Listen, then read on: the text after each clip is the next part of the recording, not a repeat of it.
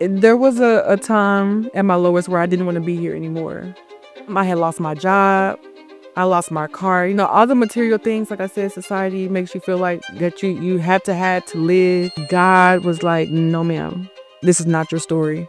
The gym really saved my life, which is why I work out every day in some way, shape, or form, because I don't know what it is about staying active in your mental health. I've not been depressed since.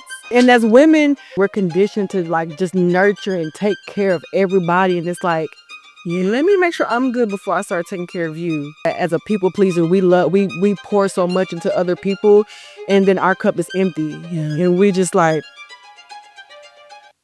all right, come on. Just like, no, yeah, yeah. Like, like when I do get sad, it's very fleeting because it's kind of like, it's not real. Everything is working out for me. Okay, I don't have a job. Okay, whatever. Content. There's so many options to just be sitting and crying about one thing. God is going to give me the desires of my heart. And He will never give me something and take it away if that was what was for me.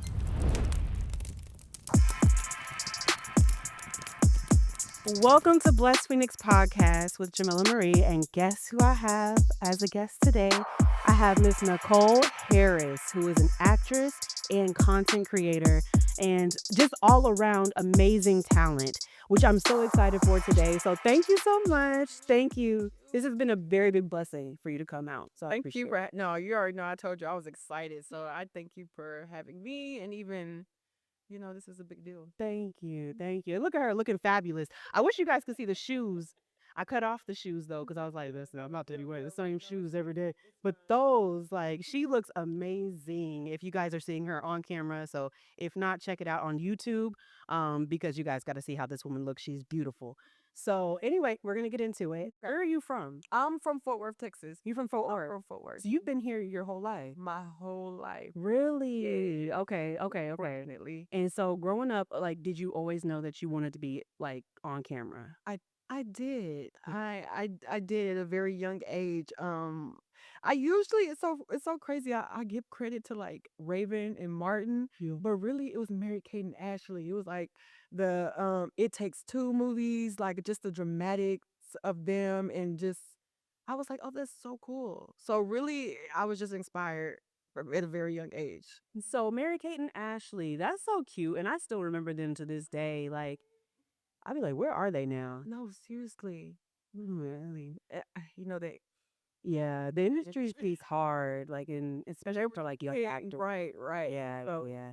So you were always inspired by them. And so that's what you saw as an example and knew that's what you wanted to do. yes, and then it went crazy when Raven came along because she's a person of color. So it was like, oh, cool. And then she was comedic. She was pretty. It was like, okay. And then I just always like reenacted TV scenes for my families, did talent shows. Like it was always in me. Yeah. Yeah. Okay, so talent shows, all kind of stuff. Were your parents supportive or? Um, I wouldn't say they weren't supportive. My mom actually put us in the talent show. We won, but it was never like, if this is what you want to do, I'm gonna really like, it was just kind of like things to do, I guess you could say, Yeah. if that makes sense. Yeah, so she was cool with taking Yeah, like so kind of like things to do. She'd be like, I need you to be tired by the time you get home. Oh, that's what my parents did. no, right. They're like, you're doing every sport. Okay. For real. But that's pretty cool. Okay, so then like tell me, like, you went to school. Did you go to college? Where'd you go? I went to community college at Tarrant County College, but the school is it's never been my strong point. Yeah, so I tried community college for a year, and I went for acting, and then I really got discouraged because a lot of people say you don't need to go to school for acting. So it was kind of like, okay, and I dropped out. Yeah. And then I just started working jobs. Okay. You got discouraged. So you dropped out of doing acting as your major. And then what did you do from there? And then that's when I started working. Okay. I just started, being a person. I get Doing, yeah, like where'd you work? Girl, I've had so many jobs. I couldn't even tell you where I started because I'm not a good 9 to 5er. I'm not. Tell me about I'm it. not good at it at all. So I'm 33 and I've probably had 35 jobs. I've had great jobs too. You know what I'm saying? Like Chase Bank. I've been in funding for some of the biggest mortgage companies. I just, if I got an audition, I gotta go. When I tell you, So like the arts is way more important to me. I can always get another job, like always, as like I said, 35 jobs. yeah. So really, I guess I just want to start focus on making money. I guess you could say. I just, you know what I mean. I dropped out and I started focusing on making money so that I could like invest in myself. Invest in yourself. When I dropped out is when I got my first audition in theater, like in the real world, where where I would say like, okay, it's kind of like it's real. Yeah. Yeah. So what was your first audition for theater? My first audition for theater was with this company called Headline Mentors Program, but they're now called Ladies in Film Television. Yeah. Really great organization, by the way. But they had a play called I Didn't Ask to Be Here that I auditioned for, and I got a very small role as the daughter of one of the leads in the play. So yeah. Okay. And I'll never forget because she really worked with me. She was like, slow down. She was like, you're good, but slow down. And I just always, for some reason, I keep that in the back of my head because I am kind of high energy and my nerves get the best of me. So I can start talking fast and I got a speech impediment. So then it's kind of like, okay, bring it in. So go back. You said you have a speech impediment? I do. I'd never even noticed. Girl, yes, I do. It's basically the bottom of my tongue needs to be clipped. It's called a frenotomy or something like that. And so my tongue has limited motion. Yeah. So when I stick my tongue out and people be like, that's it? I'm like, yeah. Because my tongue is so small. Okay, because I was like, you were gonna ask. I was like, I mean, that's it. And no, I'm not. No, I'm genuinely like, exactly. just confirming. Yeah. That's it. Interesting. And then I also found that out because I wanted to get my tongue pierced. Yeah. Which I'm glad I didn't, but I wanted to get my tongue pierced and it was like, like it would be at the tip of your tongue if we basically because of that little line thing at the bottom. Yeah. So it's actually stopping me to be able to like say certain, like I think I still say it, but water bottle. In high school, they'd be like, water bottle. And it was like, I have to say, water bottle. I have to like, you have to really focus on it and like. Or if I send it real fast, I'd be like, give me that water bottle. Yeah. You know what I mean? It was like water bottle. And honestly, it just sounds like you have an accent. Like, it just sounds like you're from, like, Yeah, cool. like, I don't know. Sometimes I do get, where am I from? Sometimes I do. Like, someone told me they thought I was from Hawaii or something before. And I was like, did you ever feel like your speech impediment affected, like, you and your confidence with acting? oh, for sure. It still does. Like, even being on this podcast right now, I'm like, oh, God. Yeah, yes, because I didn't really get picked on a lot for it, but there's certain words that, people will hear us say and they'll be like, what, huh? And then I was actually on set recently, like 2 months ago, and the girl kept saying, enunciate. She was like, I need you to enunciate your words. And I was just kind of like, you know what I mean? And then actually in Hollywood, they, depending on what project you're on, you can't, it's like, oh, RIP to my favorite acting coach, Troy Rowland, but he's a Hollywood acting coach. And then when he used to come down here, he used to tell us, you know how a lot of us we in the South we say ask. Add. He was like, you have to say it the proper way. Like you can't be on there with that like Southern slang.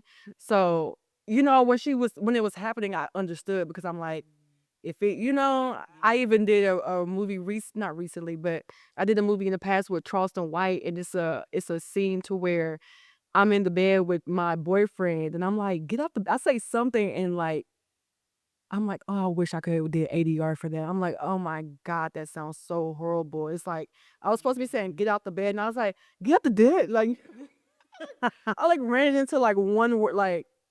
Yeah, so basically I am very subconscious of it, but at the end of the day, it's how God made me. I love me, and if I'm not going to get it changed, I have to embrace it. So I embrace it. It's me, and I know it's something I need to work on, so I just try to work on it and be more cognizant of it when I'm speaking. Like when I was on my way here, I was doing my, my tongue twirls, thrills, and getting my mouth ready. Come on. Those things I haven't done in forever. Congrats, good job. Like, congrats, really good job. Because I haven't done those in forever. Need to. Then, okay, then my question is, because you're a content creator and you're really good at it. And really good to the point of, man, this girl is on it. She's consistently posting, always like high quality, like high energy, like clips, videos, all kinds of things like that. So my question is did you feel a sort of like freedom then when it came to you creating your own content as opposed to the structure of acting? Oh, for sure. A lot of actors complain about the whole content creation and followers, and Me. I don't mind. I don't mind that. I love it, and because it's like I use it. It's my platform to act. So I do skits and I do the voiceovers, and I just have fun with it. And it's like I feel like it's also a portfolio as well, and it could also. I don't have to audition because maybe there's this producer who likes my videos and he's watching them and then he's like, "Oh, I need this girl. Hey, let's go." You know what I mean? So I feel like the whole old way of Hollywood, how things used to be done, it doesn't exist anymore. So I feel like me putting myself online as a content creator is just as much as me auditioning and doing the work that way as well. I love that. And because you're so right. And I'm one of the ones, obviously, that that it was definitely very like it takes me a long time to get acclimated to what's new and what's happening and everything. I'll be the old person set in my ways like back in my day it used to be like right. So so honestly everything you said is like it's so true.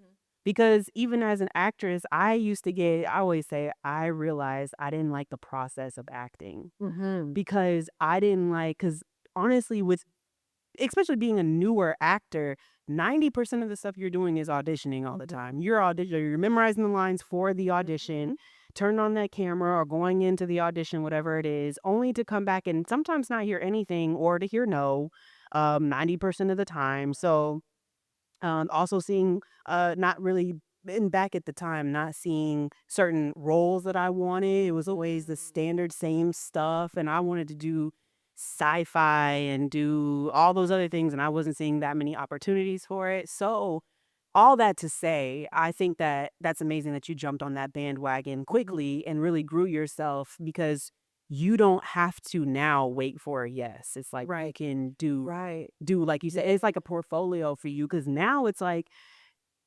casting directors, anybody, even jobs, they're going to look at your profile. Yes, they are. They're going to go see who you are on social media. Mhm. So it's like your new business card. Right, it really is. So it's like I use it. I just use it because why not? And then I try not to make it a a thing. I try to make it like, I know some people do content days and things like that, but I just try to make it my life. So if I know I'm going out to eat, I'm gonna set my tripod up and get some moments of me eating so I can, or whatever that I may have to make a video one day or something. Because I've known you for a long time. We've had each other on Facebook for a long time. Right. But we finally got to work together on Landman. Yes.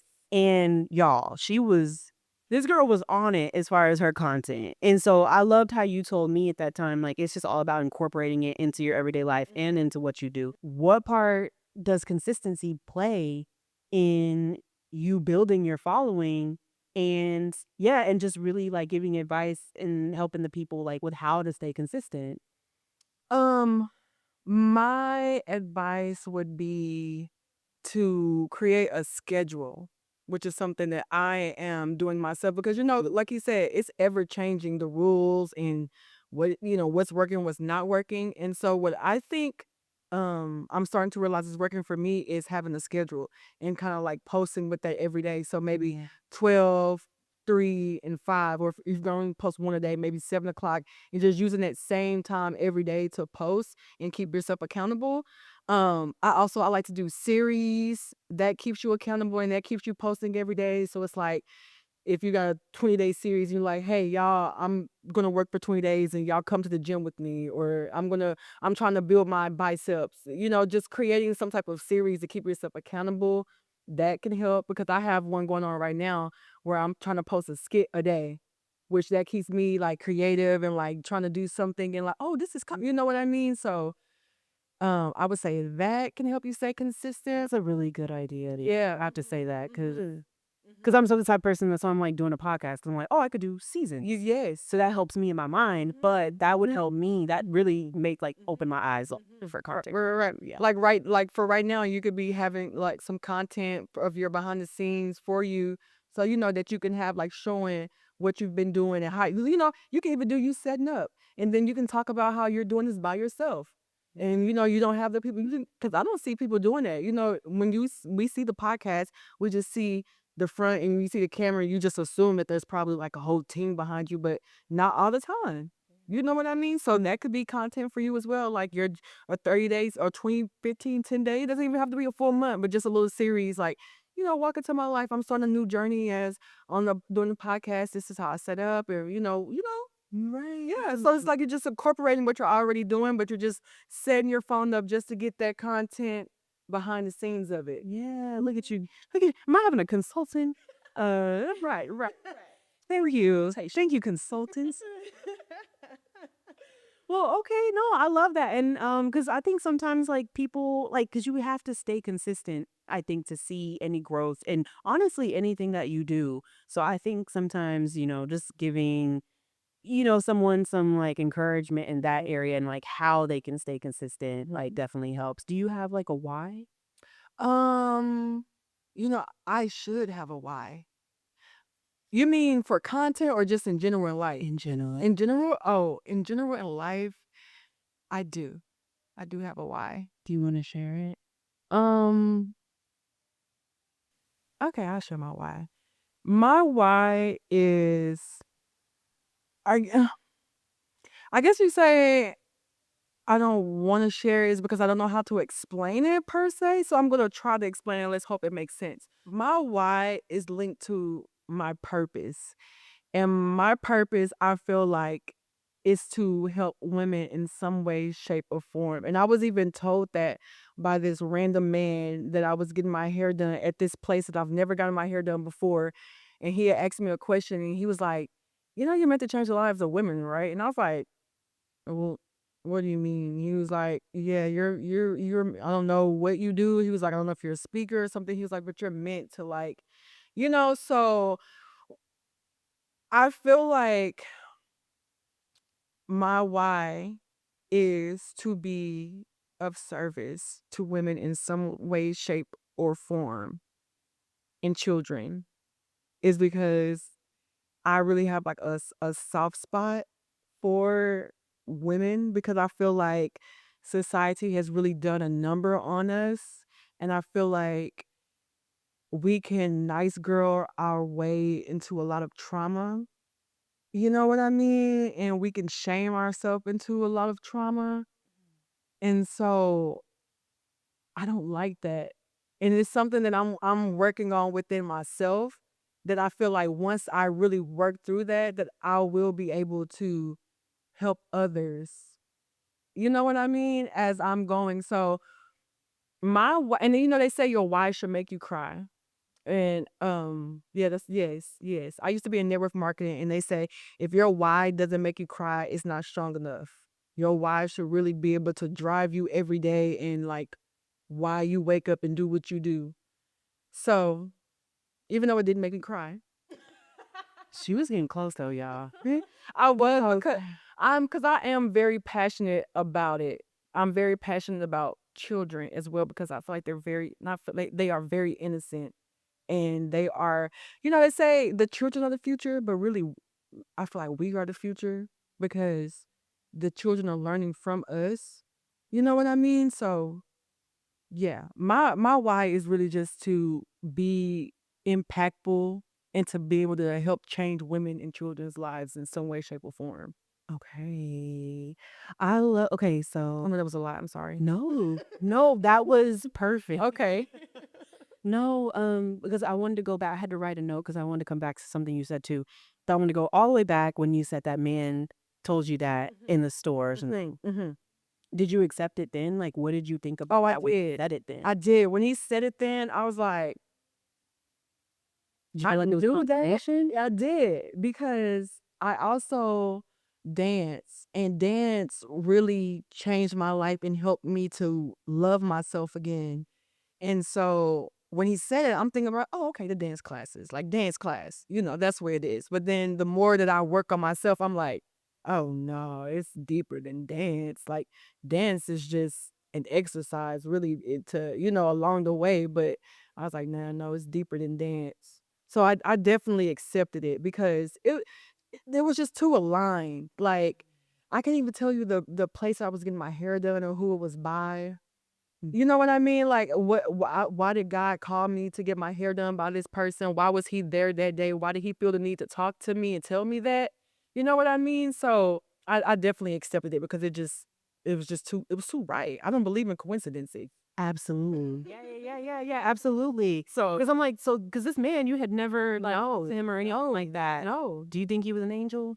you know, maybe, Maybe. yeah. Man, Bible said they walk among us. No, they do. They do. Hey y'all, thanks so much for watching the Blessed Phoenix podcast. It is surely appreciated. You can go ahead and subscribe here to the YouTube channel, and you can also check out weekly uploads on Spotify and Apple Podcasts.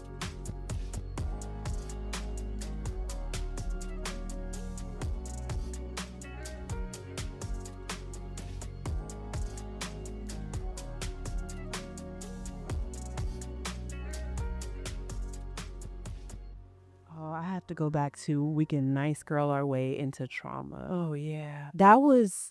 I think that was really powerful to me. I don't know about anybody else Yeah. there. And I feel like that is powerful probably to a lot of women.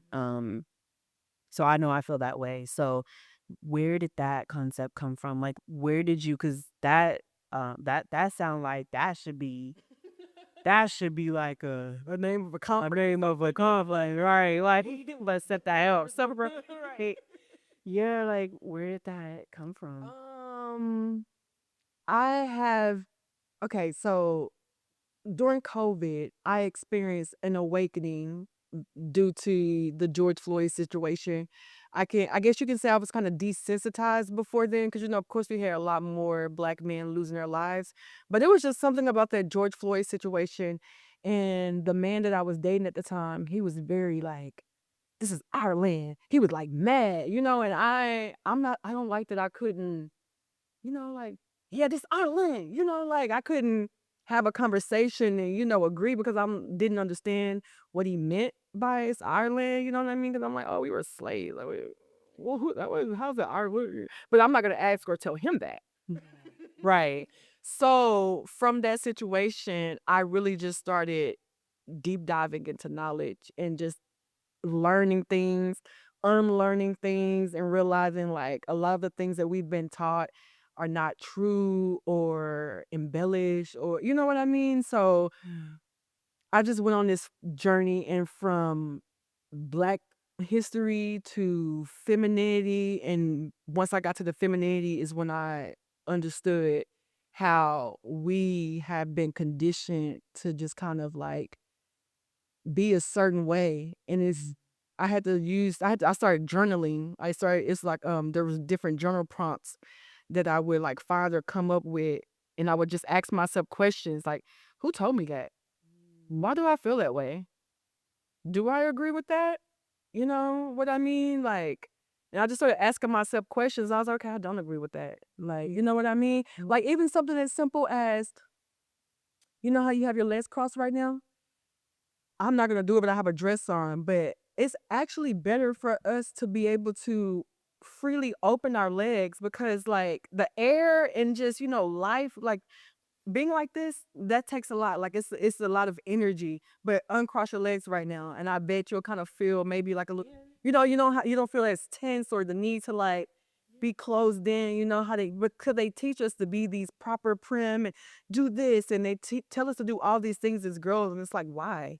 Yeah, they tell them get married and have kids. Like I honestly now I don't even know if I want to have kids anymore with me unlearning so much because it's like I only wanted that because they told me that. And it was all in the fairy tales and the Disney movies and everything that you see is about getting a girlfriend, a boyfriend, and getting married and having kids. But it's like the reality of that though, like the things that our bodies go through having kids, and is this man gonna stick around when I have this kid? And it's a lot that goes into it that A practical thing. yeah, that I don't think that we really think about because it's been so fantasized. And I just started asking myself questions. So now I'm just, moving slower and just asking questions. So that was a long answer, but No, that's how I got there. yeah. To the whole nice girl to trauma is because we're so shamed and we're told to be quiet and not, don't be too much, don't do too much. You don't want to be the assertive type because,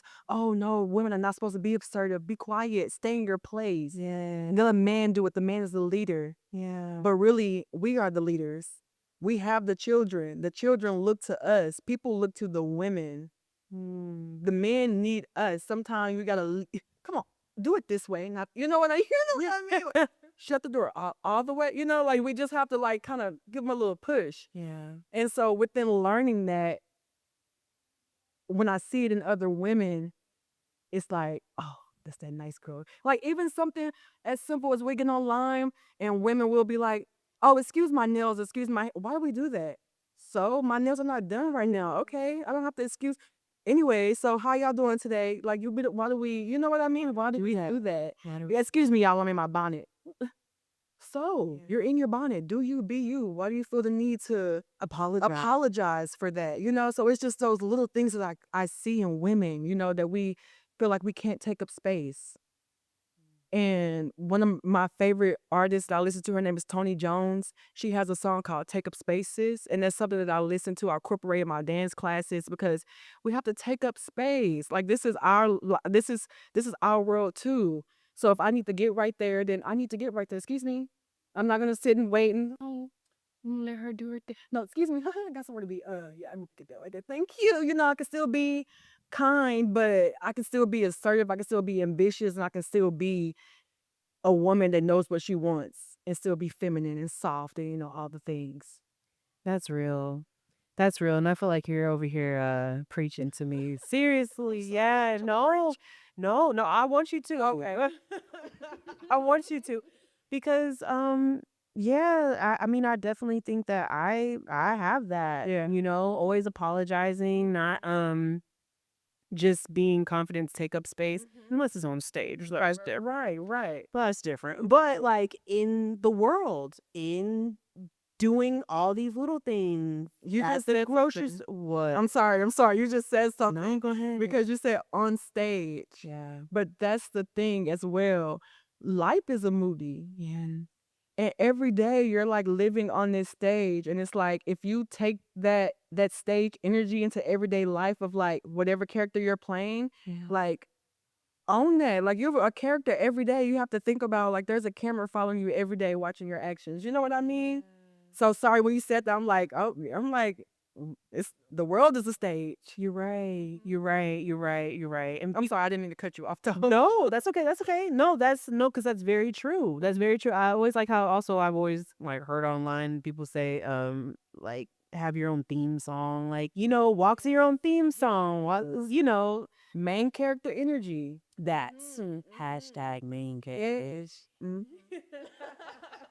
And I definitely do that as well. If I'm walking into a room and I feel maybe like I want to dim my light or something like that, I will play that song in my head and I'll just walk to the beat of that song like, yes.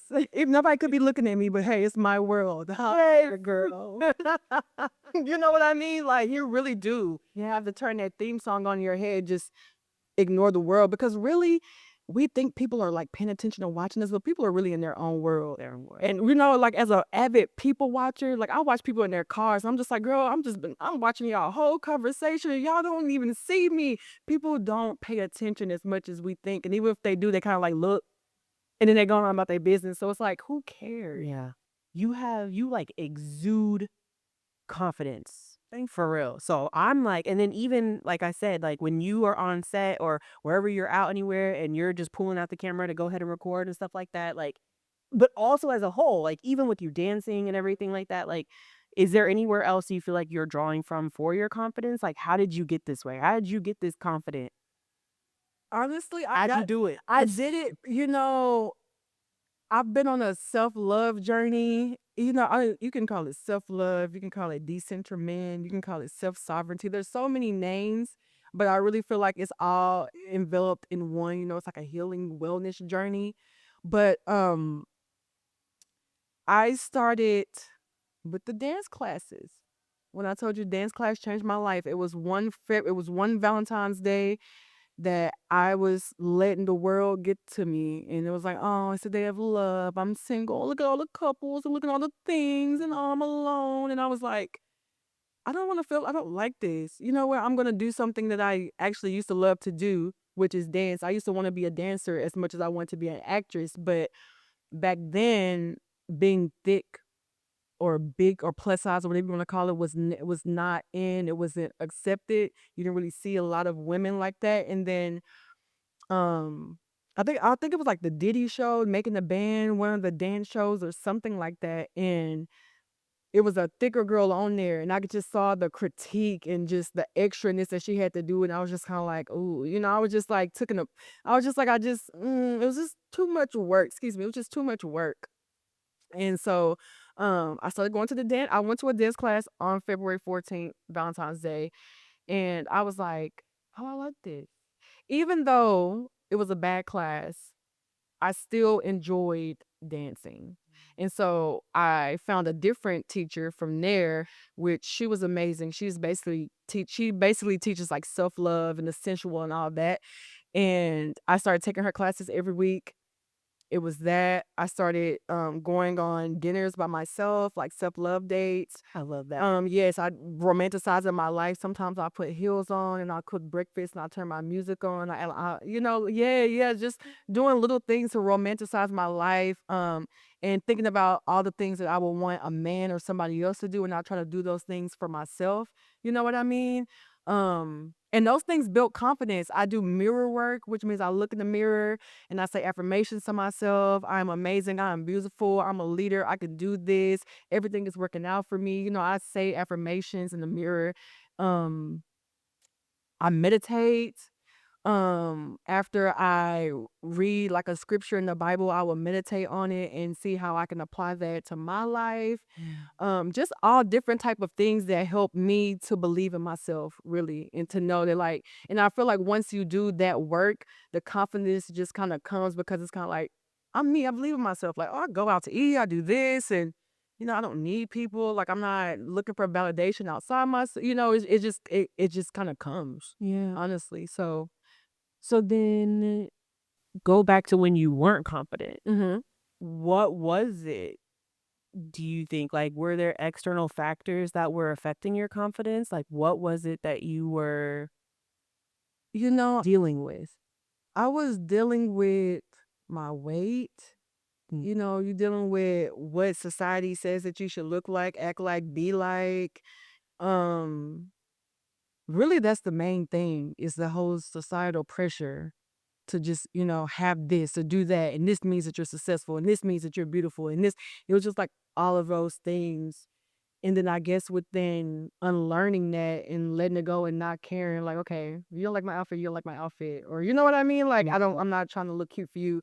I actually feel good in this. And so since I know that I feel good in this, it doesn't matter what no one else thinks. But then before, I was probably putting on clothes for other people. Like, oh, I probably shouldn't wear this to class because this is gonna look like this, and I don't want people to think this. Or, I'm really thinking about others when I'm doing things for myself.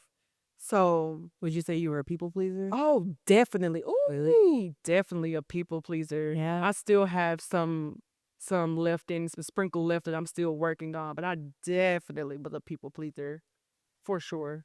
And how do you feel like you got out of it? Just from what you said, kind of? Yeah. Well, yeah, and I feel like pretty much once you kind of do all of those things, you realize I check in with myself. Yeah. I like that. Yeah, I'm very self-aware, and I ask myself questions. I like that. Yeah. You check in with Yeah, yourself. check in with me, and so it's like even with my mom, she'll be like, she called me on my way here and was like, "Hey, can you take my niece somewhere Friday for me?" Well, usually I'm like, "Oh yeah, mama, sure, I got you." And I was like, "Oh, call me back because I gotta check my schedule." I love that. But usually I'm like, oh yeah, whatever you need, because that's my mama and she needs me and like she had me. She's still looking out for me to this day. So, I usually feel the need to just do any and everything she said. So even if I don't feel like it or I have other plans, and I do have other plans, well, I tell my mom, yes, I'm just gonna not do what I was gonna do. But now it's like, no, I don't. I check in with myself and this is so. Do I want to do this? Am I doing this for them or am I doing this for me? This is so good. Yeah. I love that though, because it's also like a practicality. I love practicality. I'd be like, how can I practically do this? You know what I mean? But no, for real, because that's like you know how they say like pay yourself. Yes. Yeah. That's how I feel like about what you just said. Okay. It's very much like, instead of just jumping on something automatically without even thinking about it, no, talk to yourself first. You know what I mean? So like, that's why I like what you said, because it's like a practical thing you could do to always just pause, wait, check with yourself. Right. And then know that no is okay. Yeah. Like, I have to be there for everybody. Like, no, I can't come. Yeah. No, I can't. No, I can't do that. And that's okay. And I'm still learning that too. No. Like, it still feels weird for me to tell my mama no. And as women, that's another thing. We're conditioned to like just nurture and take care of everybody. And it's like, yeah, let me make sure I'm good before I start taking care of you. And that's also something that as a people pleaser, we pour so much into other people and then our cup is empty. Yeah. And we just like, all right, come on. Just like, no, yeah, yeah, like, like I'm trying, but it's so hold on. Right. So I don't want to do that. I'm not going to do that. Reciprocity is major to me. If it's not an even exchange, I can't do it. If I feel like I'm giving too much, oh no. Yeah. Oh no. Yeah. Oh, I can't come. I can't do it. I can't be a part anymore. Like I can't stick through it because like no, if it's not working out, we're not aligned, and I gotta go. You gotta go. I even leave restaurants now. I will stop getting my nails done or something, even though I really don't get my nails done anymore. If I am not satisfied, I'm not spending my money. And at first I used to look at it like, oh, I want to seem broke or I don't, but no, it's not. It has nothing to do with how much money I have in my bank account. It's the fact that I work for this money. This is my money. And you're going to make me feel good with the service that I'm getting. And if I'm not getting that, then I'm going to go somewhere else or go home and cook or do something because you're not getting my money. That's how you're surviving. And, so it's like, yeah. So I will literally, when I was in Miami, we went to this restaurant. They were being very R word. I don't know if you want to say that. Like racist? Racist, yeah. That's fine. Okay. They were being very racist at this restaurant in Miami. And everybody was like still looking at their menus, wanting to pay. And like, because it was a bachelorette party weekend. I was like, I just sat there and I'm like, oh, I'm not spending nothing here. Like they're literally treating us like BS. Like they're making us wait 30 minutes for water. Yes. Yeah. And then when we finally got our food, everything was wrong. And they told us that they weren't going to take anything off. So yeah, I was like, oh yeah. And I was like, see, that's why I didn't order. I sat there and ate while everybody else ate. I just sat and I was sparring with it. Yeah. Usually I would be, everybody, all right, well, we're still gonna see. Okay, let me no, y'all not getting my money. I don't care how I look. I don't care. You're not getting my money. Yeah. And if I was here alone, I would have left. Yeah. Because that hurts more than us sitting, trying to force it, and they don't want us here. Yeah. You know what I mean? So, excuse me, I said I want my nails like this. And they still, excuse me, you know what I mean? Like, and I wasn't like that before. It was like, oh, I don't want to be too much. I fix it later or do it myself or something, or when I get home. Yeah. You know what I mean? That's interesting because that's also like you can apply that towards like your energy too. Just how you want to like watch your money, where you apply it and where you spend it. It's also like you have to do that with your energy and with your time, just like you kind of just said too, like and being cognizant of that. Like you don't want to go spend your energy and your time, like you said, with people who are not reciprocating or whatever. So it's like the same concept. People have to use all around too, because that was good. Yeah, that was real good. Thank you. Because like I could talk to you forever. Like I'm like I don't even know how long we're going, but like there's a couple more things. Okay, so did you ever feel like there was a time in your life where you felt like the lowest then? Oh yeah. I'm trying to figure out Because I guess my thing is with you that I'm trying to pull out is that like you like I said like I know I keep being like yeah you just like but for real like you're just a high energy person like you're a go-getter. So I'm just like what when how like where were you when you ever were like not this person? Oh, You see what I'm saying? yeah, because And then how did you get to be this person again? Like talk to the person who like is like low trying to get to where you're at. Like first go though and tell me like what was going on in your life when you felt like you were the lowest. okay. So my lowest, I actually tried to commit suicide. I don't know if we Really? can say that word. Yeah, I think we have I to. don't think you can. Yeah, I was Trying to remove myself. I did. Yeah, I say it like this. There was a time at my lowest where I didn't want to be here anymore, and I attempted to make that happen. right.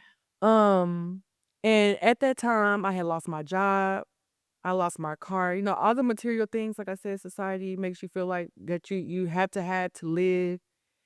I was holding a man down in prison. He got out. I would never do that again. Leave the thugs alone, lady. Don't do it. Um, don't do it. It's Nah, true. listen to that. They leave you when they get out. Anyway. So so yes, I held a man down when he got out.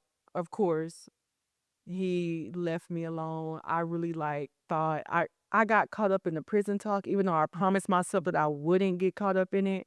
But so when he got out, I did think that like not that we would get married, but you know that we would definitely start rocking harder and just working towards that or something delusional, crazy. Anyway, that really broke my heart. I had auditions that I couldn't get to. That broke my heart because it's like I'm not working. I can't act. My family don't nobody want to help me. They don't want to let me drive their cars. They don't want to help me get to work because it's too you know like and then nobody want to help at the time. I just felt very misunderstood and alone. And so I went into my room and I like swallowed some pills, a lot of pills in my closet, and immediately threw them up because God was like, "No, ma'am, no, ma'am. This is not your story. This is not what you're meant to do, and like this is not your imprint on the world." How much before the man in the hair salon? How what was the time period between these two things? Do you know? Couple of years. So it was a couple. Yeah, This was a couple years before the man in the hair. Yeah. This is like 2017, 18. Okay. The hair salon is probably like 1920, Okay. 21-ish, probably maybe. Just curious. Gosh, we were in 2026. When I'm saying those numbers, I'm like, oh my God, we're about to be in 2026. Crazy. Time is flying. Time is flying for real. Yeah. But yeah, so that was beforehand. And so yeah, God was like, this is not your story. This is not what you're about to do. And so I threw up those pills, and all I remember is I started doing the simple things, the practicality that you were talking about being practical. I started doing the simple things that I don't know if I read a book or seen a video. I don't know what it was, but something was like you need to read books. Like when you're depressed, read books, go for walks. I started doing the simple things. And I got this book by Kiki Palmer called Becoming Kiki Palmer, I think. Oh yeah. Yeah, and that book really changed my life because she was really touching on everything that I've like been through, and she was touching on like things that Black people don't talk about and just like her journey, and it really inspired me. And so that really like took over. I started walking every day around my house versus just sitting in the house all day. And then from that, my stepdad saw that I was serious, and so he got me a gym membership. And I've been working out ever since. And I haven't gave any credit to the gym. The gym really saved my life, which is why I work out every day in some way, shape, or form, because I don't know what it is about staying active in your mental health, but That connection. that connection, I've not been depressed since. I've not tried to attempt to like I can truly say that like yeah, I don't experience any depression because it's like when I do get sad, it's very fleeting because it's kind of like it's not real. Everything is working out for me. Okay, I'm not okay. I don't have a job. Okay, whatever. Content. There's little side, like there's so many options to just be sitting and crying about one thing and to get depressed. Like, oh, I have a man. Like, there's plenty of men. God is a God of abundance. It's It's the enemy that makes you feel like there's only one thing that you can't have. It's the enemy that makes you focus on that one thing that you can't have. And when God is a God of abundance in every single way, shape, or form. Yes. And so that that part. And so within knowing that, it's like, what am I gonna be sad about? Like, what am I gonna be depressed about? Like, God is going to give me the desires of my heart, and He will never give me something and take it away if that was what was for me. And if it was for me, it's that saying of like, if it's for you, if it's real, it'll come back. And so I gotta let it go. I gotta let it be. I gotta go with the flow and know that it's not my plan. It's God's plan. Yeah. Because I think we also get so caught in that as well. We get caught in deadlines and like, oh, I was supposed to have this and do that. But it's like, maybe that's not what God has for you. Just go with the flow and see and be and see what happens. Yeah. And I definitely take my hands off the wheel a lot. Probably too much sometimes in my opinion. I feel like sometimes You take your hands off the wheel. yeah, and just I'm just kind of like, oh, God got it. Ooh, it's gonna happen. Everything is working out because I have faith and I believe. Like I truly, my faith is unshakable. Yes. You know what I mean? Like I don't see it, but I know it's coming. Yeah. I know it's mine because I wouldn't have these feelings in me if it wasn't.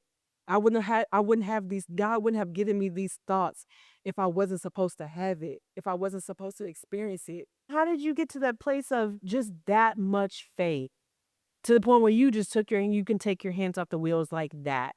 How did you get That that? it was all that self-love journey, all that stuff. Yeah. That doing all of that. The working out, the dance classes, romanticizing my life, journaling, Because you feel like in that taking time with God. Okay. You know what I mean? Yeah, because you feel like in that process it builds up your mental stamina. strength. Yeah, okay. I don't know. Yeah, Like it builds up the mental strength, maybe. Yeah. Like No, yes. that process. Yes, for sure. To Okay. now where I have a routine to where it's basically what I do every day. I always wake up and stretch. Like yes, like, I know, like, you're right. I know a lot of women, they be like, oh, I'm so like, oh, it's because you're not stretching. And if you take 5 minutes in the morning and stretch, like people be saying, you're so funny. People are so surprised when they see that I can still do the splits and stuff. And it's like, it's because yes, I can. Yeah. It's because I stretch. So it's like, I really do things like take care of myself. Like I have intentional mornings. And if I don't have an intentional morning, it will probably throw me off. Which is why I kind of like wake up earlier when I have things to do to make sure like, okay, I could at least watch one sermon or some type of motivational video, something before I just start going into the world feeding others and doing stuff for everybody else. I have to do this for me. So I have to stretch because this is my body. I love my body and I want my body to be limber. And I don't want to get old and be, you know what I mean? So really that's a lot of the motivation. I see the older women older than me, like 80, 70, and that's what they're saying. Yeah. Keep moving. So I'm listening. Okay, I'm gonna keep moving. I'm gonna do, like it takes nothing. Yeah. So it's the intentional mornings for me that I really feel like they really keep me sane on this level of, Yeah. not being depressed. It's because I pour into myself Yes. every day. Yeah. And so when you were depressed, you feel like that's definitely not what you were doing. No, I was getting up in the morning, whatever time I wanted to, just let the day lead me, not having no plan for the day. That's another thing too. We let the day lead us. We just do whatever. We're just okay. The day comes. Yep. All right, I'm gonna go. Yeah, whatever. But I now have a plan. All right, I'm gonna go to the gym at 8 o'clock, regardless of me working or not. I'll still work. If I get a job, I'll just work it around that schedule. Or maybe I'll go after work or something, or maybe I'll get up early and then I'll do my, journaling or read a book. Or I'm just very intentional, and I love mindfulness, Yeah. and I incorporate that every day so that I can make sure whatever I'm doing in the world that I could be the best that I can be. And the only way I can do that is by pouring it to me, because the world is not going to, No, they're not going to. going to. No, and it's like they expect us to be super women. You know what I mean? That part. So it's like, if I'm gonna be superwoman, then somebody had to take care of her. Yeah. You know what I mean? So Did you feel like God met you when you were depressed? Ooh. Ooh, that's good. Wow. That's amazing. Yes, I do actually. Yeah. because really, that's also when I really started building a deeper relationship, because I didn't grow up in the church and super religious. Really? So I really had to create my own relationship. You know what I mean? But I'm actually glad that it happened that way, because my mom grew up super religious, and it affected them in a bad way. You said them? Like your son and uncle, Or your my mom's okay. siblings. Yes. Um it affected each of them in a different way, because of how my grandmother was, as far as like being to church every Sunday and just these different things. So I actually like that. Like, I grew up in the church, but not like deep in the church. Like, I worked in the church and everything. I did praise dance, but I just, Of course you did praise dance. right. Of course you did praise dance. That's so cute. Girl, oh my God, I love praise dance. It's so amazing. But you said you do feel like you met God. I do, because I wasn't intentional. I don't know if the word is, I wasn't caring. You know what I mean? Like previously before that, you weren't like, I was of the world, yeah, it should be say, yeah. because finding myself on that journey, within that, I am not of the world anymore, and I really do kind of like go down my own lane and just do my own thing, being me, because of the fact of how intentional I am with taking time to talk to the God within myself. You know what I mean? And spending time with God, versus just waking up and just doing whatever I want to do. And we get so caught up in the busy world and like everything that we have to do, that we forget about, God. Or we know that we have Sunday. Sunday, oh, that's God's day. But no, now every day is God's day. You know what I mean? So I think that could be one of the major parts of it, is that I make sure that I incorporate and talk to God every day and throughout my day, and just making sure that when I'm talking out loud, you know what I mean, that I'm just kind of like being intentional about that type of stuff. But wow, that's crazy. I did meet God during that time. Wow. And did you like, did you have like any like specific um like things that happened? Like, were there specific things that happened that you were like, that was God? Or like, you know what I mean? That just showed you that he was there. When I threw up the pills, That yeah, because that wasn't, it wasn't me. You know what I mean? Like, that wasn't me. Me was ready to go, yeah. because I took the pills. Yeah. And that voice, it was so adamant. Yeah, you know what I mean? And to be in that predicament, and then to try to be adamant, you're not about to do it. Like, that's that's a quick one. You know what I mean? That's a crazy shift. So yeah. Yeah, no. That's crazy that you said. I'm sorry that has me so stuck, because I never thought about it like that. And we've been locked in ever since. Yeah. God gonna spin the block about your girl now. I don't play games.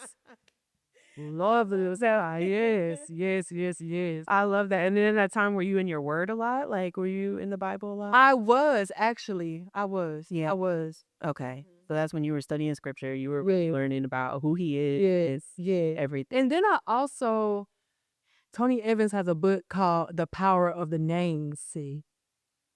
Let's see. Yeah. Yeah. Tony. No, I don't get it right. Yeah, because I'd be. Yeah, okay. I'd be like, let me fact check before Right. they gonna be in the con. That is not it. They more. They'll be like, I The book, but right. The power of what? The power of the names of names. Oh, the power of God's name. Okay, yeah, power of God is Tony Evans. Tony Evans. Okay, yes.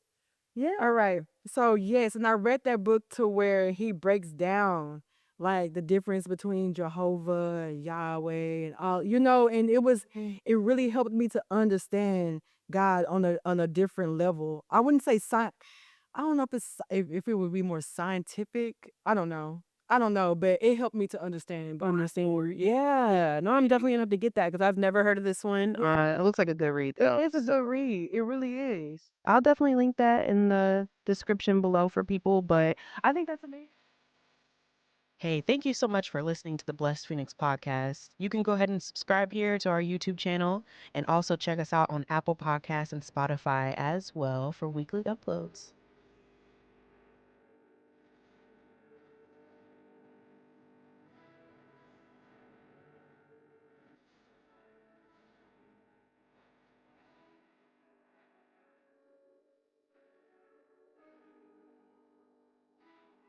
Because you got that God glow now. Girl, okay. Okay. That's why I was like, where? So you were depressed, but it's like you done a whole 180. Like you just, yeah. It seems like you were just, so you're doing it. You have films. She has films out on Tubi, y'all. Do you want to go into any of those? Yeah, because you got a lot going on. Yeah. So I have the wrong address on Tubi, but I'm married. There is a documentary on human trafficking called Trafficked that I have a role in as well. And a movie my first lead role called Beneath the Scar, where I have this accent and everything. And girl, when I tell you I fought this lady. I fought her because I was like, why you throw this accent on me last minute? Like, why would you not tell me? But it was country, so it's real easy to do country and tap into that. So it was easy, but I love it. Girl, you don't have to do that to me again. I love it as long as they don't make me do nothing from up north, like New York, new like the Bronx, none of that. I can't do it still. Girl, all I got for you is sun. That's good. A son. That was good. And don't they say son in New York? I think so. Yeah, I think they say sir. I think they say son. Yeah. I don't know. I don't know either, but yeah, I have those projects, and then I have one dropping soon on Tubi called Frenemies. Okay, Frenemies. I play a prisoner, girl, and that was pretty cool. I had tattoos all over my face. Yeah, I might have to go find a picture of you, screenshot it, and put it on here right quick because that's pretty cool. No, it was. That's one of the things I enjoy about acting the most is just being able to just kind of transform. But yeah, those are the main. I teach dance classes, Heel on Heels, self-love dance classes. I love that. And when do you do those? Those are random. Honestly, they're pop-ups. So if you follow Heel on Heels on Instagram, TikTok. Okay. Yeah. Yeah. Perfect. Excuse me. But mainly the dance classes, I usually do them when I am with a schedule and I'm not busy. It's mainly Fridays. Okay. But I just got offered a position as a fitness instructor somewhere. Okay. Yeah, and they also want me to teach classes there too. So That's awesome. I probably have that. So you just look at my main page, you'll see all that. Okay. Cool. And then so do you have like a huge overall goal? What's your mission? My mission is very much like Tyler Perry, Issa Rae. I'm very much on my filmmaker, because I didn't mention I am in film school. I'm learning how to be a filmmaker, and they teach you everything from editing to filming and cinematography. So that's my goal. I want to create opportunities not only for myself but for other people, and I want to tell our stories. I want to tell different stories. I'm kind of tired of seeing some of the stuff that we see, and I know that they have to do what the networks want. You know what I mean? And I'm going against the grain because that's why I want to be in ownership and in control. Is because I don't care what you want. I don't care that you want to see thugs and gangbangers. This is a love movie, and that's what it's going to be about. Or this is about whatever I wanted to, whatever message I want to put out. And so, yeah, that's my main goal, is to put out long-lasting classic films that impact our community and create conversations that I feel like we have on social media, but maybe we can see in the visual and kind of like see ourselves and be like, dang, is that how I act? Or is that how you know what I mean? And just kind of create conversation. So yeah, my mission is to be like Tyler Perry and Issa Rae. I love that. Do you feel like you're well on your way? I I do feel like I'm well on my way. Got a lot of work to go. Yeah. But but I do feel like me being in school is definitely a big step because it helps me network and the different opportunities I have available to me with the school and at the school, and then just being an alumni of the school. And also having the equipment, the resources, because the school, we get the equipment as well. So it gives me that head start. So once I do graduate, I mean, I don't have to wait till I graduate, but just once I do graduate, I can start putting out my own films and castings and doing all of those things to start, because I have created my production company already. It's called Crown Royalty Productions. Yeah, and I created that because I'm very much community based. Like I told you, I'm for the people. And so I'm I was inspired by Spike Lee. I was watching his Do the Right Thing, Do the Wrong Thing. It's Do the Wrong Do the Right Thing. Do the Right Thing. What's that movie? Do the Right Thing. Do the say. We will Google. Do the right thing. Okay, let's do the right thing. But I said it wrong at first. But Sorry, Spike. right. It's Do the Right Thing, and he has a documentary on just the behind the scenes of, the making. Oh, I love behind the scenes film stuff. Girl. I watch the Game of Thrones one every day. You're I love, yes. never watched I'm going it. to watch that one. I haven't You have to watch the Game of Thrones one. Yeah. I have to watch Spike now. Right, okay. But he was doing he had a lot of people on his crew that were like, because they had like a lot of outside scenes on the streets and stuff, and he was giving like homeless people jobs and things like that, and like because he's using that community, and so he's like, I need to be able to like pour back into them as well. Yeah. And I love that. Yeah. So and that I've mentioned that I was doing talent shows when I was younger. And so I had the idea the year before last to do a talent show. Yeah. And so I didn't want to just do it under my name. So that's when I created Crown Royalty Productions, because I'm like, okay, it can all work together, because whoever wins a talent show, a part of the prize will be you'll have a role in one of my films or something like that. Because I really want my community involved. I don't want it to just kind of be like an industry thing. I want it to be for the people. Like, I want to even have children on my set, not children, teens on my set working. Like my cousin, she's great at hair. And I would love to maybe have an actual hairstylist, but her as well helping on set and being there. So you're working and getting the experience as well. You know what I mean? So, yeah, I really got that inspiration from Spike. So, because you have this mission, that's a huge mission. So, how do you enjoy the process of what you do every single day building this? I enjoy the process by trying to remain present in the process. That's good. Because we can get so caught up in where we're trying to go, and then because you hear it so much. And I am a big person of listening to people who have been through it, or my elders. And I think it was James Tyler, the guy from Everybody Hates Chris and Abbott Elementary. I think that's his name. Yeah. He had said something about this, and it just clicked again, where I was like, okay, I'm gonna listen. But he was just like, be present in what you're doing, because you're gonna look up one day and you're gonna be where you wanted to be, but you didn't really enjoy the process because you're still trying to get somewhere else. There's always somewhere else to get. So for me, I just like to be present in my process, and I'm trying to explain how to be present, but I mean, I feel like it's obvious. But when I'm doing something, I tell myself, I check in with myself of like, this is what you're doing. This is why you're doing it. Enjoy it. It's okay. Just kind of like reminding myself that like, it's a process. Don't rush it. It's not supposed to be what you think it's supposed to be. It's supposed to be what it's going to be. And so I just like to be present in the moment and to not be so focused on the goals and where I'm going. if that makes sense. Does that make sense? No, that absolutely makes sense because that's one of the reasons why I started the podcast. Okay. Is because for me, I didn't.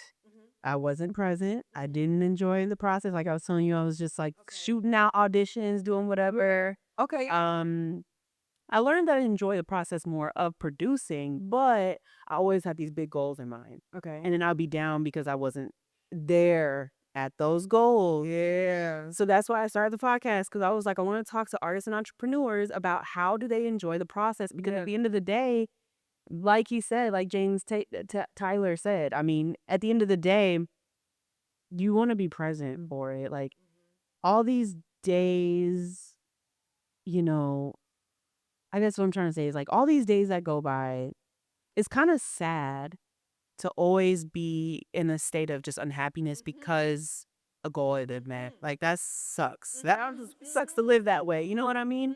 It kind of goes back to what we were saying, like how the enemy can always like make you look at the one thing you don't have or the one thing that's not working right or whatever when there's so many other things that you could be grateful for every single day. Yeah. Between your family being there, between whatever.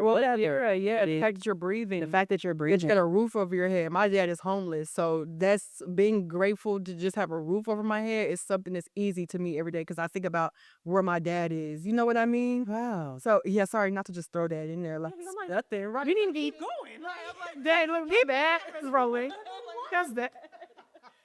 No, we don't have to do a part 2 or something, girl. You have to come back because you dropped so much knowledge, so many gems, so much in this episode and then thank you again for also sharing your story about, when you were depressed. Because I always say like it's gonna like really touch somebody and everybody people need to hear it. Like you're just really inspirational. Thank you. In everything you do. So that's why I wanted you here. Thank you for having me. Yeah. But I also because like you keep talking like I know help it because you said something. But did you see that post that Issa? It was something where she was saying how she doesn't feel successful unless she has a movie out, And that was on Kev's podcast that she did. Yeah. And I used to be able to relate to that.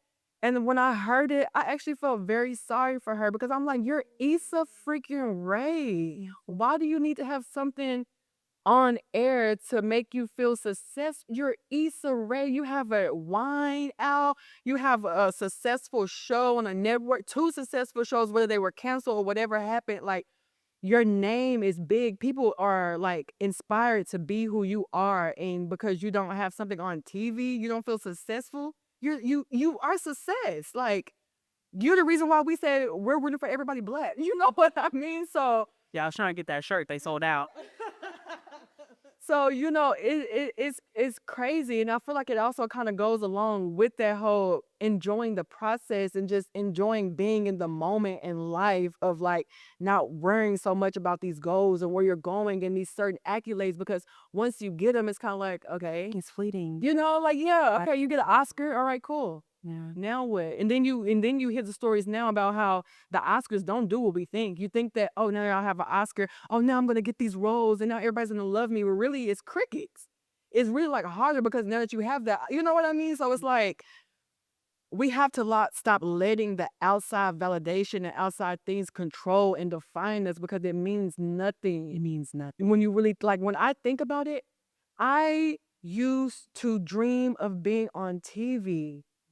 And I'm living that dream. I am successful. You know what I mean? I can say that I'm on Tubi. People can literally pull up a streaming platform and watch me on TV.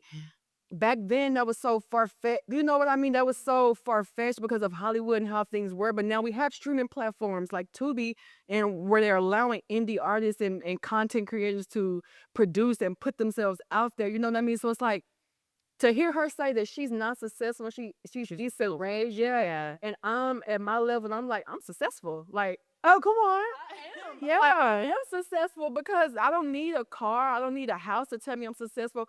All my life, I wanted to be an actress. And I'm doing that. Like, I can literally pull me up on TV and watch me. My family can see me. My granny got to see me before she passed away on stage. Like, I'm successful. Everything else is just a bonus. Like the awards, that's just a bonus. Yeah. This has been an amazing conversation. Yes. I seriously appreciate you for coming out. I do feel like we need a part 2 or something to this, but but Nykol, check out Nykol Harris. All her information is going to be in the description below. You'll find her social media accounts, movies. I'll go ahead and put the titles so you guys can go ahead and watch those as well. And it's just been a pleasure. Thank you so much, Nykol. Thank you. All right.